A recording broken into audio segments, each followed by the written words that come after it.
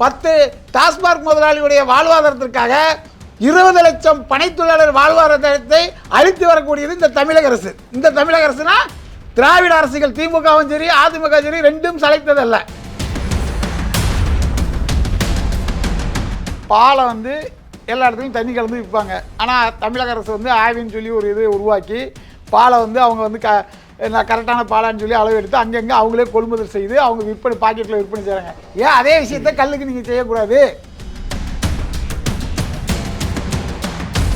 நீங்கள் தான் தெரு டாஸ்மாக் கடை திறந்து வச்சுருக்கீங்க, அங்கேயே பர்ச்சேஸ் பண்ணி அங்கேயே விற்றுட்டு போக வேண்டியதானே. தவறுகள் எல்லா இடத்துலையும் இருக்கும், நான் இல்லைன்னு சொல்லலை. அதுக்காக அந்த தவறுகள் நடக்கிறதுனாலேயே இது பண்ணிடணும்னா இப்போ இன்றைக்கி வந்து சட்ட ஒழுங்கு பிரச்சனை ஆகி போச்சு. 55 பேருக்கு மேலே செத்து போனாங்க, தவறு நடந்து போச்சு. தமிழக முதல்வர் வந்து உடனே 15 பேர் ராஜினாமா பண்ணிடுவாரா? கள்ளச்சாராயம் குடிச்சு இறந்து போன குடும்பத்துக்கு 10 லட்சம் ரூபா நம்மளுடைய வரிப்பணத்திலிருந்து அரசு எடுத்து கொடுக்குது. பனை மரத்து கரணம் தப்பினால் மரணம் என்று சொல்லக்கூடிய பனை மரத்தில் தனது உயிரை துச்சமனம் மதித்து ஏறி இறங்கக்கூடிய அதில் வந்து கீழே விழுந்து இறந்த குடும்பத்துக்கு எவ்வளோ கொடுத்துருக்கீங்க? ஒன்றுமே உதவி செய்யலை.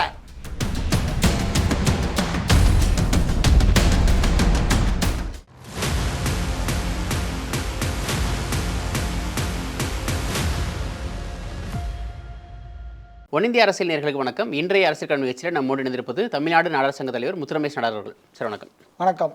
டாஸ்மாகை திறந்து வைப்பதற்கு அரசு சொல்லும் காரணம் வந்து டாஸ்மாகை மூணுனா வந்து கள்ளச்சாராயம் பெருகிடும், சாவுகள் அதிகரிக்கும் அப்படின்றது. ஆனால் டாஸ்மாக் இருக்கிறப்பவே வந்து இந்த கள்ளச்சாராய சாவுகள் வந்து தொடர்ந்துகிட்டே இருக்குது. கடந்த ஆண்டு 20க்கு மேலே, இப்போ வந்து 50க்கு மேலே. ஆனால் இந்த நேரத்தில் வந்து கல் இருக்குவதற்கான அனுமதியை வந்து கொடுக்கணும் அப்படின்ற கோரிக்கைகள் வந்து பரவலாக எழுந்திருக்கு. நீங்கள் இதை எப்படி பார்க்குறீங்க? கண்டிப்பாக. அதாவது உழைக்கக்கூடிய மக்கள் அவர்களுடைய உடம்பு வலிக்காக இல்லை ஒரு சில காரணம் இருக்கிறதுக்காக இல்லை ஏற்கனவே பழக்கப்பட்டு மதுவுக்கு அடிமையானவர்கள் வந்து ஏதோ ஒரு போதைப் பொருளை பயன்படுத்த வேண்டும் அப்படிங்கிற அடிப்படையில் இன்றைக்கி வந்து 120 ரூபா கொடுத்து அவங்களால ஒரு குவார்ட்டர் வாங்கி குடிக்க முடியாமல் மலிவு விலையில் கிடைக்கக்கூடிய எத்தனால் கலந்த கள்ளச்சாராயத்தை குடித்து 55க்கும் மேற்பட்ட நமது சகோதரர்கள் மெத்தனால் இறந்திருக்காங்க.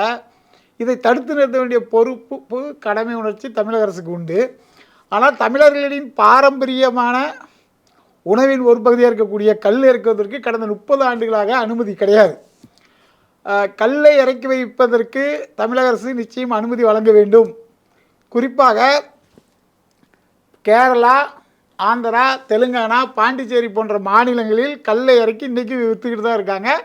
அங்கே வந்து எந்த ஒரு அசம்பாதமும் இல்லை, கல்லை குடிச்சிக்கிட்டு எல்லாம் ஆரோக்கியமாக இருக்காங்க. ஆனால் தமிழகத்தில் தான் ஒரு 10 டாஸ்மார்க்கு சப்ளை செய்யக்கூடிய கெமிக்கல் மதுபான உரிமையாளர்கள் பிழைக்க வேண்டும், அவர்கள் குடும்பம் மட்டும் வளமோடு வாழ வேண்டும்ங்கிற அடிப்படையில் இந்த மாதிரியான தவறுகளை திமுகவும் சரி அதிமுகவும் சரி தொடர்ந்து செய்து கொண்டு வருகிறது. அதற்கு வந்து அவங்க கட்சியை சார்ந்தவர்களே மதுபான ஆலைகள் நடத்துகிறது தான் முக்கியமான காரணமாக இருக்கிறது. கல்லை பொறுத்தளவிற்கு பார்த்திங்கன்னா கம்போடியான்னு ஒரு நாடு இருக்குது. அந்த நாட்டில் பனைமரமும் பனைமரந்த சார்ந்த பொருட்களை வைத்து கொண்டே அந்த பனை பொருளாதாரத்தை வச்சு ஒரு நாடே பொருளாதாரத்தை இயங்கி கொண்டிருக்கிறது. அதே போல் நமது பக்கத்து நாடான ஒரு குட்டி நாடு தான் இலங்கை. இலங்கையில் வந்து பனைக்குன்னு சொல்லி ஒரு வாரியம் வச்சுருக்காங்க. அந்த வாரியம் மூலமாக பனை சார்ந்த, அதாவது குறிப்பிட்டு சொல்லணும்னா பழத்திலிருந்து சாறு எடுத்து அதில் வந்து கூல்ட்ரிங்க்ஸ் நிறையா தயாரிக்கிறாங்க. பனங்கிழங்கிலிருந்து பிஸ்கெட்டு, கேக்கு போன்ற வகைகளை, ஐஸ்கிரீம் போன்ற வகைகள்லாம் கூட தயாரிக்கிறாங்க. அதேமாதிரி பனை ஓலையில் தான் வீடுகளே கட்டப்படுகிறது. பனை மட்டையில் நம்ம வந்து சுவர் கட்டுற மாதிரி பனை மட்டையால் காம்பவுண்டெலாம் கட்டியிருக்காங்க. இந்த மாதிரி பனை சார்ந்த தொழில் வந்து மிக சிறப்பான முறையில் கம்போடியா, இலங்கை போன்ற நாடுகளில் நடந்துகிட்ருக்கு. தமிழ்நாட்டிலும் ஏற்கனவே அப்படி தான் இருந்தது.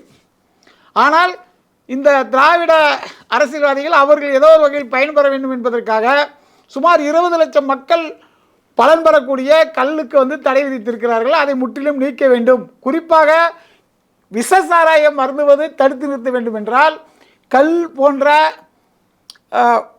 போன்ற பனை மரத்திலிருந்து வரக்கூடிய இயற்கை உற்சாக பானத்தை அரசே வாங்கி விற்பனை செய்யணும்.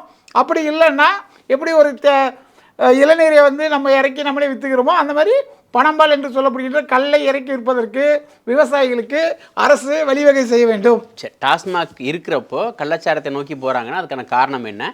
கல்லிறக்க அனுமதி கொடுத்தா இந்த கள்ளச்சாராய சாவுகள் குறையும் அப்படின்றதுக்கு என்ன சான்று இருக்குது? இப்போ டாஸ்மார்க்கு 120 ரூபாய்க்கு குவார்டர் வாங்கி குடிக்க முடியலங்கிறனால அவங்க போகிறாங்க. ஆனால் கல் வந்து உங்களுக்கு ரேட்டு ரொம்ப கம்மியாக தான் கிடைக்கும். ஏன்னா ஒரு விவசாயி அவர் இறக்கி விற்கிற இடத்துல வந்து ஒரு கலையுமே உங்களுக்கு 50 ரூபாயிலேருந்து 100 ரூபா வரை தான் கிடைக்கும்.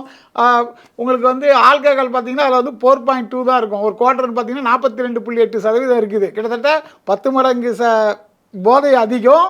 ஆனால் அந்த போதைப் பொருளால் உடம்புக்கு கேடு. கொஞ்சம் கொஞ்சமாக மனிதர்களை கொன்று குவிக்கக்கூடிய சக்தி அந்த கெமிக்கல் மதுபானத்துக்கு இருக்குது. ஆனால் அதே சமயத்தில் கல்லை பார்த்தீங்கன்னா உடம்புக்கு மிகவும் நல்லது. நம்மளுடைய இதிகாச புராணங்களிலே வந்து கல்லுடைய பெருமைகளை பற்றி பல்வேறு இடங்களில் பதிவு செய்திருக்கிறார்கள். அவையாரே கல் குடித்தார் என்றெல்லாம் சொல்லப்பட்டிருக்கிறது. கல்லுங்கிறது வந்து உணவின் ஒரு பகுதி. அதே சமயத்தில் உற்சாகமான ஒரு பானமாக இருக்கிறதுனால கல்லை இறக்கி விற்கிறதுனால பெருவாரியான மக்கள், அதாவது நீங்கள் ரொம்ப பாருங்கள், ஒரு 10 முதலாளி வாழ வேண்டுமா அல்ல 20 லட்சம் குடும்பங்கள் வாழ வேண்டுமா? 20 லட்சம் விவசாய குடும்பம் வாழ வேண்டுமா அல்லது 10 அரசியல்வாதிகளை அண்டி பிழைக்க வேண்டிய குடும்பம் வாழ வேண்டுமாங்கிறதை அரசு சிந்தித்து செயல்பட்டாலே கல்லை இறக்கி இருப்பதற்கு அனுமதி கொடுத்து விடுவார்கள். ஆனால் இந்த 10 முதலாளிகிட்ட இருந்தும் தேர்தல் சமயத்தில் கோடிக்கணக்கில் இவங்கள் கையூட்டு பெற்றுக்கொண்டு இவர்களுடைய வளர்ச்சிக்கு அவர்களை பயன்படுத்துவதும் அவர்களுடைய வளர்ச்சிக்கு இவர்களை பயன்படுத்துவதும் தொடர்ந்து வாடிக்கையாகிட்டு இருக்கிறதுனால இந்த மாதிரியான சம்பவங்கள் நடக்குது. குறிப்பாக இந்த கள்ளச்சாராய சாவு என்பது ஏழை எளிய நடுத்தர மக்கள் அன்றாடம் உழைக்கக்கூடியவர்கள் அவங்க தான் இறந்துருக்காங்க. பெரிய 5 ஸ்டாரில் போய் ஹோட்டலில் குடிக்கிறவரோ இல்லை 7 ஸ்டார் ஹோட்டலில் குடிக்கிறவரோ இல்லை அரசியல்வாதியோ இல்லை ஒரு பெரிய தொழிலதிபரோ அவங்களே யாரும் சாகலை. சார்ந்ததெல்லாம் ஏழை எளிய மக்கள். அதுலேயும் குறிப்பாக பெண்கள்லாம் கூட இறந்துருக்காங்க. அந்த நம்ம காட்சியெல்லாம் பார்க்குறோம். குழந்தைகளாம் கதறி அழக்கூடிய காட்சிகள் ரொம்ப வேதனையாக இருக்குது.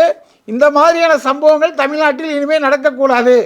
அதற்கு கல்லை இறக்கி விற்பதற்கு அனுமதி கொடுத்தாலே நிரந்தர தீர்வாக இருக்கும். ஏன்னா அவங்க விலையை வச்சு தான் வேற ஒரு போதைப் பொருளை சரி நீங்கள் சொல்கிறதா இப்போ டாஸ்மாகில் வந்து ஒரு குவார்டர் 120 ரூபா, கள்ளச்சாராயம் வந்து ஒரு பாக்கெட் 40 ரூபாய் 50 ரூபாய், அதனால் அங்கே போகிறாங்கன்றீங்க. சரி, பணத்துக்காக விலைக்காக டாஸ்மாகிலேருந்து கள்ளச்சாரத்தை நோக்கி போகிறவங்களுக்கு நீங்கள் கல்லும் வந்து ஒரு 400 மில்லியன் 30 ரூபா 40 ரூபாய் கொடுக்க முடியும் அப்படின்றீங்க. ஆனால் அதிக போதைக்காக போகிறாங்கல்ல. இப்போ டாஸ்மாகில் குடிக்கிற சரக்கு அந்த அளவுக்கு எனக்கு போதை தரல, கள்ளச்சாராயத்தில் போதை தருதுன்னு போகிறாங்கல்ல, அவங்கள எப்படி நீங்கள் ரீப்ளேஸ் பண்ண முடியும்? அவங்கள எப்படி நீங்கள் கல்லை சாட்டிஸ்ஃபை பண்ண முடியும்? அது வந்து இந்த அரசு அவங்களே வந்து இப்படி பழக்கப்படுத்தியிருக்கிறது. அதாவது சுமார் 30 ஆண்டு காலமாக டாஸ்மாக் என்று சொல்லப்படுகிற கெமிக்கல் மதுபாலையை கொடுத்து ஏழை எளிய மக்களை வந்து அடிமையாக்கி அவர்களுடைய வாழ்வாதாரத்தை கெடுத்து அவர்களுடைய குடும்பத்தை கெடுத்து சொல்லப்போனால் இந்தியாவிலேயே அதிக விதவைகள் இருக்கக்கூடிய மாநிலம் தமிழ்நாடுன்னு சொல்லி யார் சொல்கிறா? இன்றைய ஆளுங்கட்சியுடைய எம்பி தான் சொல்லியிருக்காங்க. அதேமாதிரி அதிக அளவிற்கு விபத்து நடக்கிற மாநிலமாக தமிழ்நாடு இருக்கிறது. அதிக அளவிற்கு கொலை நடக்கக்கூடிய மாநிலமாக தமிழ்நாடு இருக்கிறது. அதிக அளவிற்கு கொள்ளையடிக்கக்கூடிய மாநிலமாக தமிழ்நாடு இருக்கிறது. குற்ற சம்பவங்கள் அதிக அளவில் நடைபெறுவது தமிழ்நாட்டில் தான். இதுக்கெல்லாம் காரணம் இந்த டாஸ்மாக் மதுபானம் தான். அதனால் இதை தடுத்து நிறுத்தினாலேயே தமிழ்நாடு பல்வேறு துறைகளில் மிக சிறந்து விளங்கக்கூடிய ஒரு சூழல் உருவாகும். எல்லாத்துலயும் தமிழ்நாடு முதலிடத்துல இருக்குன்னு 19 சொல்லிட முடியும். அவங்க தாங்க சொல்றாங்க, ஆளுங்கட்சி தான் சொல்றாங்க. இந்தியாவிலே இளம் விதவைகள் அதிகம் வாழ்ற மாநிலம்னு யார் சொன்னா? கடந்த காலங்களில் சொன்னாங்கன்றீங்க. ஆமா, கனிமொழி சொன்னது நீங்க பாக்கலையா? காணொலிகள்லாம் பாக்கல. இன்னைக்கு கூட ஆளுங்கட்சியா வர்றதுக்கு முன்னாடி சொன்னாங்க. ஆமா, இப்போ அதோட வேகமா இவங்க வந்து என்ன சொல்றாங்க? 50,000 கோடி ரூபாய் டார்கெட், 50,000 கோடி ரூபாய் வருமானம் வேண்டும். எதை வச்சு? டாஸ்மாக் வருமானத்தை வச்சு. இல்ல, அது எதுக்காகன்னா இப்படி வேற எதுக்காவது போயிடக்கூடாதுன்றதுக்காக ஒரு கணக்கீட்டுக்காக நாங்க அதை பண்றோம். கள்ளச்சாராயத்துக்கு போயிடக்கூடாது. சைலண்டா தமிழக மக்களை கொன்று குவிக்கணும். அதுல வரக்கூடிய வருமானத்தை வச்சு மக்களுக்கு ஏழை எளியவர்களுக்கு ஒரு கொஞ்சம் பேருக்கு 1000 500 கொடுத்து ஓட்டு வங்கியை தக்க வச்சுக்கிடணும். அதை வச்சு நீங்கள் வந்து ஆட்சி நடத்தணும். இது என்ன ஐயோக்கியத்தனம்? மக்கள் நல்லபடியாக வாழ வேண்டும். மக்கள் நலன் சார்ந்த விஷயத்தை செய்ய வேண்டும். மக்களுக்கு வந்து ஒரு பாதிப்பு என்றால் அதை தடுத்து நிறுத்த வேண்டும். அதை விடுத்து நீங்களே தெருவுக்கு முக்கு டாஸ்மாக் மதுபான கடைகளை திறந்து வச்சு ஏழை எளிய நடுத்தர மக்கள் வாழ்க்கை அளிப்பதில் எந்த விதத்தில் நியாயம்? அதை நீங்க செய்யக்கூடிய நீங்கள் 20 லட்சம் மக்கள் பயன்பெறக்கூடிய ஒரு தொழிலை இன்னைக்கு வந்து வெளிநாட்டுக்கு போறீங்க, 7,000 கோடி ரூபாய் முதலீடு கொண்டு வரோம், 9,000 கோடி ரூபாய் கொண்டு வரோம்னு சொல்லி பல நாடுகளுக்கு போயிட்டு வரீங்களே.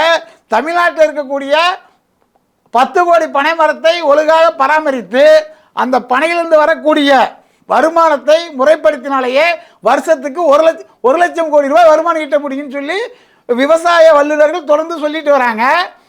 அதுக்கான சூழல் இருக்குது. அதாவது பனையில் இருக்கக்கூடிய பொருட்கள், அதாவது வேற எந்த மரத்துக்குமே இல்லாத ஒரு பெருமை பனை மரத்துக்கு இருக்கு. அதாவது வேர் முதல் நுனி வரை 801 பயன்கள் தரக்கூடிய மரம் பனை மரம் அப்படின்னு சொல்லப்படுகிறது.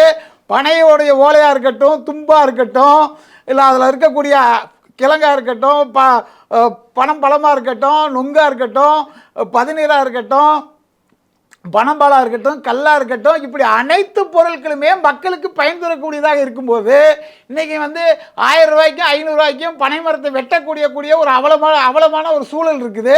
எதற்கோ மானியம் கொடுக்கக்கூடிய நீங்கள் பனை தொழிலை ஊக்கப்படுத்த வகையில் பனைக்கென்று ஒரு தனியாக ஒரு அமைச்சரை உருவாக்கி அந்த பனை சார்ந்த தொழிலை எப்படி நம்ம வந்து மேன்மைப்படுத்தலாம், உலகத்திற்கு, அதான் நம்மகிட்ட இருக்கிற மரம் வேற எந்த நாட்டிலையும் அந்த அளவுக்கு கிடையாது, 10 கோடி மரம் எங்கேயுமே கிடையாது, உலகத்திற்கே நம்ம எப்படி வந்து ஏற்றுமதி பண்ணி அந்நிய செலவணியை பல லட்சம் கோடி ரூபாய் எப்படி ஈட்டலாம் அப்படிங்கிற திட்டத்தை நீங்கள் செய்தாலே பதநீர் நீராக்க அனுமதி கொடுத்துருக்காங்க தானே? இல்லை கிடையாது. அதாவது என்ன செய்கிறாங்க அப்படின்னா, ஏழை எளிய மக்கள் கஷ்டப்பட்டு பணம் வரையறனா போலீஸ்காரில் வச்சு நீ வந்து கல் ஏறுறான்னு சொல்லி உங்களை கேஸ் போட்டுருன்னு சொல்லி மிரட்டி அங்கங்கே வாரத்துக்கு 10,000 ரூபா முதல்ல 5,000 ரூபான்னு சொல்லி ஏழை விவசாயிகளை வந்து அச்சுறுத்தி அந்த தொழிலை செய்ய விடாமல் கெடுத்து கொண்டிருக்கிறது தமிழ்நாடு காவல்துறை. அதுதான் நடந்துகிட்டு இருக்கு. கடந்த 2 ஆண்டுகளுக்கு முன்பு அந்த மாதிரி எதுவும் செய்யக்கூடாதுன்னு சொல்லி அன்றைய டிஜிபி சைலேந்திர பாபு சொன்னார். ஆனால் இப்போ இந்த தேர்தல் காலகட்டங்களில் எல்லா விவசாயிகளையுமே இவங்க மிரட்டி உருட்டி கையூற்று பெற்று அந்த தொழிலை கெடுக்கிற வேலையை தமிழக காவல்துறை தொடர்ந்து செஞ்சு பதநீரை கூட நிம்மதியாக உங்களால் முடியல. பதநீரே செய்யக்கூடாதவர்கள் இவர்கள் நாளைக்கு வந்து பனைமரத்தில் வரக்கூடிய அனைத்து பொருட்களையும் ஏற்றுமதி செய்யறதுக்கு எப்படி வழிவகை செய்வாங்க? உண்மையாலேயே தமிழக அரசுக்கு தமிழக மக்கள் மீது அக்கறை இருந்தால் அவர்கள் செய்ய வேண்டியது என்ன? பனைமரத்தை வந்து ஒரு 50 பனைமரம் வந்து ஒரு தொழிற்சாலைக்கு இணையானது. அதில் வரக்கூடிய வருமானங்கள் அவ்வளோ இருக்குது. இன்றைக்கி வந்து பார்த்தீங்கன்னா ஒரிஜினல் கருப்பட்டி கிலோ 400 ரூபாயிலேருந்து 500 ரூபா, 1 கிலோ 500 ரூபா அளவில் இருக்கிறது. அதே மாதிரி கிழங்குகள் நொங்கெல்லாம் இன்றைக்கி வந்து ஒரு கண்ணே 10 ரூபாய்க்கு விற்கக்கூடிய அளவில் இருக்குது. 10 ரூபாயில் 100 ரூபா ஆனாலும் அதற்கூட மருத்துவ பலன்கள் அதோடைய பயன் வந்து மக்களுக்கு தேவை. அந்த அடிப்படையில் அனைவரும் இதை நிச்சயம் வாங்கி சாப்பிட தான் செய்வாங்க. இல்லைனா வெளிநாட்டுக்கு ஏற்றுமதி செய்தால் டாலர்கள் அது எத்தனையோ கோடிகள் அந்நிய செலவாடி வரும். இதையெல்லாம் கவனம் கொள்ளாமல் வெறும் 10 டாஸ்மாக் முதலாளியுடைய வாழ்வாதாரத்திற்காக 20 லட்சம் பனை தொழிலாளர் வாழ்வாதாரத்தை அழித்து வரக்கூடியது இந்த தமிழக அரசு. இந்த தமிழக அரசுனா திராவிட அரசுகள் திமுகவும் சரி அதிமுக சரி ரெண்டும் சளைத்ததல்ல. அதனால் இவங்க உண்மையாலுமே மக்கள் மீது அக்கறை இருந்திருந்தால் இருக்கும் என்றால் உடனடியாக கல்லை இறக்கி விற்பதற்கு அனுமதி கொடுக்கணும். அப்படி இல்லைன்னா சிக்கல் இருக்கு அப்படின்றாங்க. இப்போ கள்ளச்சாராயம்னு சொல்றோம்ல, கள்ளச்சாராயத்திலே வந்து வார்னிஷ் கலக்குறாங்க, மெத்தனால் கலக்குறாங்க, ஹேண்ட்ஸை கலக்குறாங்க அப்படின்னு சொல்றாங்க. அதே மாதிரி கல் தடை செஞ்சதுக்கான காரணமும் இப்படி வேதிப்பொருட்களை கலக்குறாங்க. போதை வந்து அதில் கல்லில் கம்மியா இருக்குன்றதுக்காக செயற்கையை அவங்க வேதிப்பொருளை கலக்குறாங்க. தவறுகள் எல்லா இடத்துலையும் நடக்கும் சார். இப்போ உதாரணத்துக்கு பாலை வந்து எல்லா இடத்துலையும் தண்ணி கலந்து விற்பாங்க. ஆனால் தமிழக அரசு வந்து ஆவின்னு சொல்லி ஒரு இது உருவாக்கி பாலை வந்து அவங்க வந்து கரெக்டான பாலான்னு சொல்லி அளவு எடுத்து அங்கங்கே அவங்களே கொள்முதல் செய்து அவங்க விற்பனை பாக்கெட்டில் விற்பனை செய்கிறாங்க. ஏன் அதே விஷயத்தை கல்லுக்கு நீங்கள் செய்யக்கூடாது? பாலை வந்து விற்கிறது விவசாயிகள் தான். இந்த பனை மரத்தில் இருக்கக்கூடிய பனம்பாலை இறக்கி விற்பதும் விவசாயிகள் தான். இவர்களையும் அதே போல் அணுகி இவங்களே நேரடியாக பர்ச்சேஸ் பண்ணிட்டு போக வேண்டியதானே? சொல்லப்போனால் நீங்கள் தான் தெரு டாஸ்மாக் கடை திறந்து வச்சுருக்கீங்க, அங்கேயே பர்ச்சேஸ் பண்ணி அங்கேயே விற்றுட்டு போக வேண்டியதானே? தவறுகள் எல்லா இடத்துலையும் இருக்கும், நான் இல்லைன்னு சொல்லலை. அதுக்காக அந்த தவறுகள் நடக்கிறதுனாலேயே இது பண்ணிடணும்னா இப்போ இன்றைக்கி வந்து சட்ட ஒழுங்கு பிரச்சனை ஆகி போச்சு. 55 பேருக்கு மேலே செத்து போனாங்க, தவறு நடந்து போச்சு. தமிழக முதல்வர் வந்து உடனே 15 பேர் ராஜினாமா பண்ணிடுவாரா? என்னையால் தான் இந்த மாதிரி நடந்துச்சு, எனக்கு வந்து நிர்வாக திறமை இல்லை, என்னால் 55 பேர் இறந்து போயிட்டாங்க, அதனால் நான் என்னுடைய ஆட்சியை வந்து என்ன சொல்கிறது ராஜினாமா பண்ணுறேன் அப்படின்னு சொல்லுவாரா? இல்லை பாரத பிரதமர் மோடி அவர்கள் உடனே தலையிட்டு தமிழ்நாட்டில் இந்த மாதிரி சட்ட ஒழுங்கு கெட்டு போச்சு, காவல்துறை ஒழுங்காக செயல்படலை, மாவட்ட நிர்வாகம் சரியாக செயல்படலை, உள்ளாட்சி நிர்வாகம் சரியாக செயல்படலை, அதனால் 55 பேருக்கு மேலே செத்துட்டாங்க, உடனடியாக இந்த ஆட்சியை டிஸ்மிஸ் பண்ணுறேன், கவர்னர் ஆட்சி அமல்படுத்துறேன்னு சொல்லுவாங்களா? செய்ய மாட்டாங்களே. சின்ன சின்ன தவறுகளை சரி செய்ய வேண்டும். சரி செய்து மக்களுக்கு இப்போ நீங்கள் 10 பேருக்கு மெனக்கூடிய நீங்கள் ஏதோ 20 லட்சம் பேருக்கு மெனக்கட மாட்டேங்கிறீங்களா? எங்களோட கேள்வி. பாலை கொள்முதல் செய்கிற மாதிரி கல்லையும் கொள்முதல் செய்யுங்க அப்படின்றீங்க. சொல்லி வித்துட்டு போக வேண்டியதானே? ஓகே. தவறுகள் எல்லா இடத்துலையும் இருக்குது, இல்லைன்றது நான் சொல்லலை. அதே சமயத்தில் 20 லட்சம் தொழிலாளருடைய வாழ்வாதாரம் முக்கியமா, 20 லட்சம் ஏழை தொழிலாளருடைய குடும்ப முன்னேற்றம் முக்கியமா, வெறும் 10 பேர் முன்னேறது முக்கியமாங்கிறது தானே எங்களுடைய கேள்வியாக இருக்குது. ஆனால் இப்போ தொடர்ச்சியாக நீங்கள் சொல்கிற மாதிரி இந்த குரல்கள் எழ ஆரம்பிச்சிருக்கு. அதாவது முழு மதுவிலக்குன்றது சாத்தியம் கிடையாது. அது வந்து கல்லை வந்து நம்ம கொண்டு வரணும், கள்ளச்சாராயம் குறைக்கணும்னா கல்லை கொண்டு வரணும் அப்படின்றாங்க. இப்போ தமிழக பாஜக தலைவர் அண்ணாமலைக்கு வந்து கோரிக்கை வச்சிருக்காரு. காங்கிரஸ் எம்எல்ஏ ஹசன் மௌலானாவே கேட்டிருக்காரு. தொடர்ச்சியாக சீமான் போன்றவர்கள் பேசிட்டு இருக்காங்க. ஏதாச்சும் ஒரு வாய்ப்பு இருக்குன்னு நினைக்கிறீங்களா? அதாவது பீகார் வந்து தமிழ்நாட்டை ஒப்பிடும்போது பீகார் வந்து வளர்ந்த மாநிலம் கிடையாது. தமிழ்நாடு அனைத்து துறையிலும் வளர்ந்த மாநிலம். ஆனால் பீகாரில் வந்து பூர்ண மதுவிலக்கு அமல்படுத்தப்பட்டிருக்கிறது. 4 வருஷத்துக்கு முன்னாடி நிதிஷ்குமார் ஆட்சியில் அமல்படுத்தப்பட்டிருக்கிறது. அப்போது அவங்க பூர்ண மதுவிலக்குன்னு என்ன சொன்னாங்க அப்படின்னா, வெளிநாட்டிலிருந்து வரக்கூடிய மதுபானங்கள், உள்நாட்டு கெமிக்கல் டாஸ்மாக் போன்ற மதுபானங்கள், இதுக்கெல்லாம் முற்றிலும் 100% தடை. அதுதான் பூர்ண மதுவிலக்கு. உணவின் ஒரு பகுதியான கல்லை இறக்கி விற்பதற்கு 100% அனுமதி. நீங்கள் மரத்திலிருந்து இறக்கி அங்கேயே விற்றுருங்க, இதில் எந்த ஒரு தவறுதலும் செய்யாதீங்க அப்படின்னு சொல்லி இன்றைய வரைக்கும் கல்லை இறக்கி விற்கிற வேலையை பீகாரில் உள்ள மக்கள் செய்து வருகிறார்கள். அங்கே வந்து எந்த ஒரு நீங்கள் சொல்கிற மாதிரி அதை கலந்துட்டாங்க, இதை கலந்துட்டாங்க, அங்கே இறந்துட்டாங்க, இங்கே இறந்துட்டாங்க, அங்கே அப்படி ஆகிட்டு இங்கே இப்படி ஆகிட்டு, அந்த மாதிரி எந்த சம்பவமும் ஒழுங்காக போயிட்டு இருந்தது தானே. இப்போ எம்ஜிஆர் அவர்கள் கொண்டு வர காரணம் இது மாதிரி வந்து செயற்கையாக கலக்குறாங்கன்றது. அதுதான் சார், ஏதோ ஒரு இடத்துல நடந்ததை வந்து அதில் கண்காணிக்க முடியல. ஒவ்வொரு மரத்துலையும் வந்து போய் நம்ம கண்காணிக்க முடியாது அரசால். அதுதாங்க, நீங்கள் அங்கங்கே உள்ள டாஸ்மார்க்கில் கொள்முதல் பண்ணுங்க. பாலை எப்படி வந்து நீங்கள் சுத்தமான பாலை வந்து வாங்கி விற்பனை பண்ணிக்கலாம், அந்த மாதிரி வாங்கி விற்றுட்டு போக வேண்டியதானே. நமக்கு தேவை வருமானம், அதே சமயத்தில் மக்கள் நலன், மக்களுக்கு என்ன தேவையோ அதை செய்ய வேண்டியது தானே அரசுடைய கடமை. நாங்கள் சொல்கிற மாதிரி 20 லட்சம் பேர் இதில் பயன்பெறுகிறார்களா இல்லையா?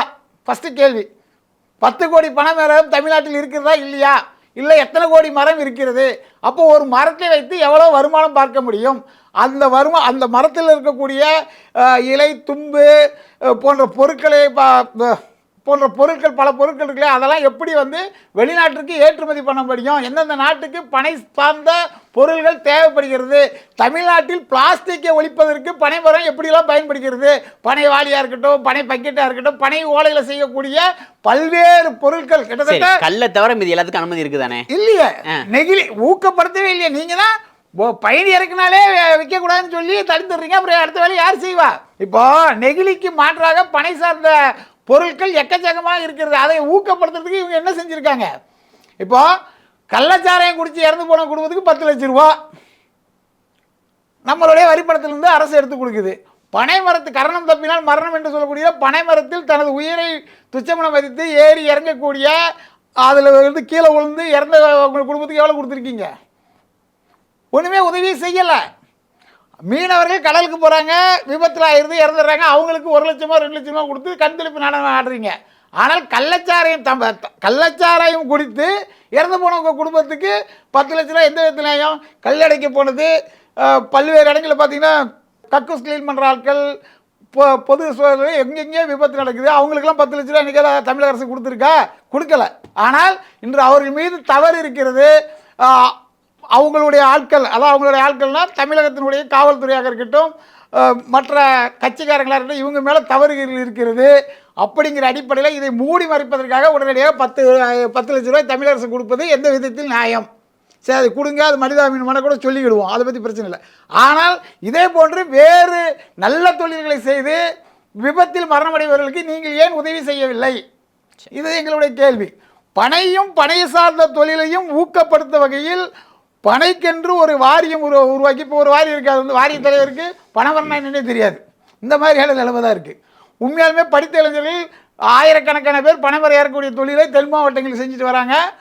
கோயம்புத்தூர் கொங்கு பகுதியில் செஞ்சுட்டு வராங்க, ராமநாதபுரம் சிவகங்கை மாவட்ட பகுதியில் செஞ்சுட்டு வராங்க, செங்கல்பட்டு மாவட்டத்தில் அதிகமாக செஞ்சுட்டு வராங்க. கடந்த காலங்களில் நீங்கள் கோரிக்கை வச்சிருக்கீங்களா? பல்வேறு முறைகள் கோரிக்கை வைக்கப்பட்டிருக்கிறது. தமிழ்நாடு நாடக சங்கம் சார்பாக முன்னாள் முதல்வர் எடப்பாடி பழனிசாமியை கூப்பிட்டு நாங்கள் சென்னையில் ஒரு மிகப்பெரிய நிகழ்ச்சி நடத்தும் போது நாங்கள் இது கோரிக்கையாக வைத்தபோது கல் இறக்கி விற்பதற்கு நாங்கள் பரிசீலனை பண்ணுகின்றோம், கருப்பட்டியை உடனடியாக ரேஷன் கடையில் விற்பதற்கு அனுமதிக்கிறோன்னு சொல்லி அறிவித்தாங்க. அதுக்கப்புறம் திமுக ஆட்சிக்கு வந்தோடனே ஒரு 3 மாதம் கருப்பட்டி வந்து ரேஷன் கடையில் இருந்தது. அதுக்கப்புறம் அந்த ரேஷன் கடையில் இந்த கருப்பட்டி எங்கே போச்சுன்னே தெரியல. அதாவது சர்க்கரை நோயை உருவாக்கக்கூடிய வெள்ளை விஷ சர்க்கரையை விற்பனை செய்யும் ரேஷன் கடை வந்து சர்க்கரை நோயை கட்டுப்படுத்தி பல்வேறு மருத்துவத்திற்கு பயன்படுத்தக்கூடிய கருப்பட்டியை வந்து விற்கலை. அதாவது இவங்களுக்கு வந்து நல்லது நல்ல பொருட்களை விற்காமல் கெடுதல் செய்யக்கூடிய பொருட்களை விற்பது தான் தமிழக அரசுடைய வேலையாக இருக்குது. அந்த மாதிரியான வேலையை தவறுகளை இனிமேல் திருத்திக் கொள்ள வேண்டும். அதாவது இப்போ கிட்டத்தட்ட 50 பேர் மேலே இறந்து போயிட்டாங்க. இனிமேல் இந்த மாதிரி தவறுகளை குறைச்சிக்கிட்டு இப்போ சக்கரை நோயாக இருக்கட்டும், கெமிக்கல் மதுபானமாக இருக்கட்டும், இது எல்லாமே மறைமுகமாக நிறைய பேரை கொன்று குவித்து வருகிறது. இதோட புள்ளிவர்களை நீங்கள் பார்த்தாவே தெரிஞ்சுக்கலாம். ஆனால் அரசாங்கம் வந்து தொடர்ச்சியாக அதை தடுத்து நிறுத்த வேண்டிய கடமையும் பொறுப்பும் அரசுக்கு இருக்கு. ஆனால் அவங்க அதை ஏன் செய்யலை? தேவை எழலைன்றாங்க. கல் இறக்க அனுமதி கொடுக்கின்ற அந்த தேவை வந்து இது வரைக்கும் எழலை. எழுந்தா வந்து பரிசீலிப்போம். தேவை எழலை எப்படி சொல்ல முடியும்? பல்வேறு தமிழ்நாட்டில் வந்து கல்லை இறக்கி வைக்கணும்னு சொல்லி தமிழ்நாட்டில் உள்ள அனைத்து சமுதாய மக்களும். அப்போ அமைச்சர் ரகுபதி எதை சொல்றாரு? தேவை எழலைன்னு எதை சொல்றாரு? அமைச்சர் முத்துசாமி எப்போ கேட்டாலும் வந்து அது குறித்து பெரிய ஆய்வு செய்யணும், அது அரசோட கொள்கை முடிவு. அதாவது காங்கிரஸ் கட்சியை சேர்ந்தவர், காங்கிரஸ் கட்சியோட பொருளாளர் இருக்கவர், நாங்குநேரி சட்டமன்ற உறுப்பினர் ரூபி மனோகரன் அவர்கள் கடந்த சட்டமன்ற கூட்டத்தொடரில் பல்லை இறக்கி விற்பதற்கு அனுமதிக்கணும்னு கேட்டிருக்காரு. இப்போ இந்த கூட்டத்தொடரில் கொங்கு நாடு மக்கள் கட்சி ஈஸ்வரன் அவர்கள் கேட்டிருக்காங்க. அதே மாதிரி நீங்கள் சொன்னீங்கல்ல வேளச்சேரி சட்டமன்ற உறுப்பினர் அவர் கேட்டிருக்காங்க. இந்த மாதிரி பல்வேறு அண்ணாமலை அவர்கள், திரு சீமான் போன்றவர்கள் தொடர்ந்து இது குறித்து வலியுறுத்தி வராங்க. குறிப்பாக பாட்டாளி மக்கள் கட்சி, விடுதலை சிறுத்தை கட்சி எல்லாருமே இதை பற்றி பேசிகிட்டு இருக்காங்க. இதை கண்டிப்பாக நடைமுறைப்படுத்தணும்னு சொல்லிட்டு இருக்காங்க. அப்போ நீங்கள் என்ன நினைக்கிறீங்க? இன்னும் ஒரு 500 பேர் சட்டத்துக்கு அப்புறம் தான் கல்லை இறக்கிறதுக்கு அனுமதி கொடுக்கணும் அப்படிங்கிற எண்ணத்தில் பேசுகிறீங்களா? இல்லை உங்கள் 10 டாஸ்மாக் முதலாளிகள் வந்து உங்களுக்கு கைவிட்டு கொடுக்கறது விட்டு போயிருன்றதுனால அதுக்கான சூழல் வரல இவங்ககிட்டனா டெய்லி நம்ம 50 ரூபா 100 ரூபா சம்பாதிக்கிறதுக்கு ஆட்களை போட்டு வேலை செய்யணும், அவங்ககிட்டனா மொத்தமாக வாங்கிக்கிடலாம் அப்படிங்கிற அடிப்படையில் நீங்கள் வேலை செய்ய மாட்டேங்கிறீங்களாங்கிறது புரியல. ரகுபதி அவர்களுக்கு இதை பற்றி புரிதல் இருக்கா இல்லையான்னு தெரியல. ஆனால் ஒட்டுமொத்த தமிழக மக்களுடைய கோரிக்கை என்பது கல்லை இறக்கி விற்பனை செய்வதால் 20 லட்சம் குடும்பங்கள் பலன் பெறும். இந்த ஏழை எளிய நடுத்தர மக்களுக்கு உடைய வந்து உற்சாகபானத்தை வந்து கல் வந்து நிறைவு செய்யும். அதனால் கல்லை இறக்கி நிச்சயம் விற்கணும்.